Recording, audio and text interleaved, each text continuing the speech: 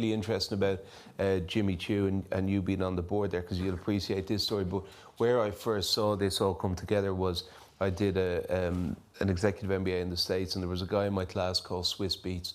I don't know if anyone's aware of Swizz Beatz, right? The younger crowd will be. But he's the biggest music producer for Kanye, Jay-Z, all these type of guys. A very big star in the US, less so here.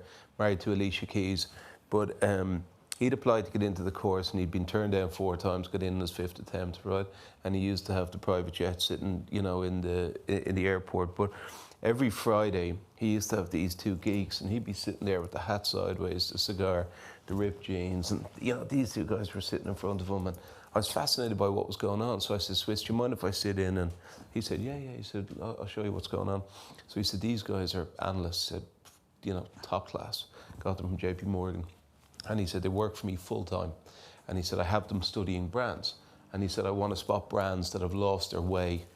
And then he said, I come up with a really smart plan to show them how to fix their problem. So I said, really? Yes, that's fascinating. So anyway, we're sitting down, we're talking about shoe brands. And next thing, you know, the guys start talking about Bally shoes. And, you know, they're saying, you know, Bally used to be here, now it's here. It's kind of lost its disconnect to the youth. And Swizz said, that's really funny. He said, because I'm from the Bronx. And he said, you know, in the Bronx, he said, you were judged by your shoes. So he said, like, we used to look at guys going to Wall Street and they wore Bally shoes. And we were like, oh my God, that guy must be so successful.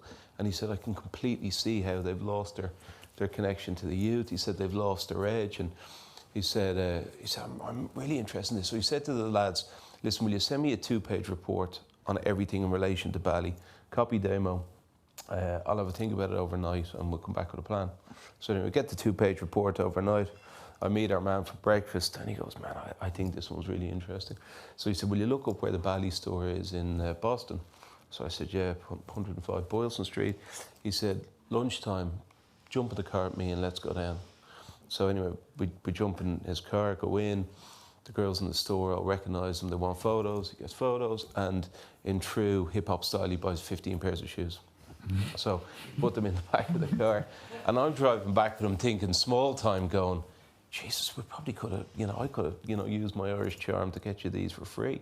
He said, no. He said, I've got a plan here. He said, I guarantee you I'll have the CEO of Bally ring me within 2 weeks. I said, really, yeah? He said, yeah, watch this, right? So the following morning, he used to do this dancing into class, right? And it was all about aspirational, you know, from the Bronx to Harvard, right? At Bally shoes, at Happy Feet. So every day it was a new pair of socks, new pair of Bally shoes, and away he went. 10 days in, maybe less, right? CEO rings me, hey, Swizz, John Devine here, I'm CEO of Bally. He said, our social media numbers are going through the roof, man. I didn't realize you were such a big fan. He said, I want to meet you, man. He said, we got to do an endorsement deal. He goes, I don't do endorsement deals. He said, oh, no, we'll play big money. He said, you know, we're really interested. You know, you've captivated our digital media audience. He said, man, he said, if you want to speak to me, you can speak to me. But he said, I don't endorse shit, right? He said, especially shit that's not cool like me, right? Your man's like, okay, right? So he's totally out of his comfort zone. Anyway, our Bally man flies out to Boston to meet Swizz, and Swizz is sat there, and he already knows what deal he's going to do. So he's sat there with the 2 fat cat New York lawyers beside him. So Mr. Bally comes in, and he thought it was just a one-on-one. So suddenly it's 3-on-1, and he's getting a bit nervous, and he's talking really fast. And he said, oh, listen, you know, he said, oh, I'm really talking a big check on this endorsement thing. And Swizz said, look, he said, you've completely lost your disconnection. You've lost your connection to the youth, right? He said, you've lost your edge. It's exactly like what you were just talking about earlier, instead of risk-taking and everything else. He said, this brand is just stale, right? He said, my brand is cool as fuck, right? I can stand by that. He said, my audience believe everything that I say. If they see me just promoting Bally, he said, they're going to see through this a mile off and look at me as a fraud. I can never afford to do that. So he said, I do have a plan though. And he said, oh yeah, what's that? He said, why don't we create a Swizz Beatz range by Bally? He said, you give me 25% of that range. you pay me a 3.5 million fee.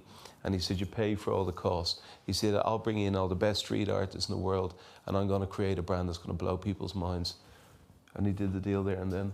And it was the biggest selling Bally range of all time. Wow. And I was just looking at this going, oh my God. And he said, Damo, if talent can think like CEOs, he said the positions they can put themselves in and the upside that they can get. Nice. He said, look at this where, he said, I'm not putting anything at risk here. I'm doing something that's completely authentic to me.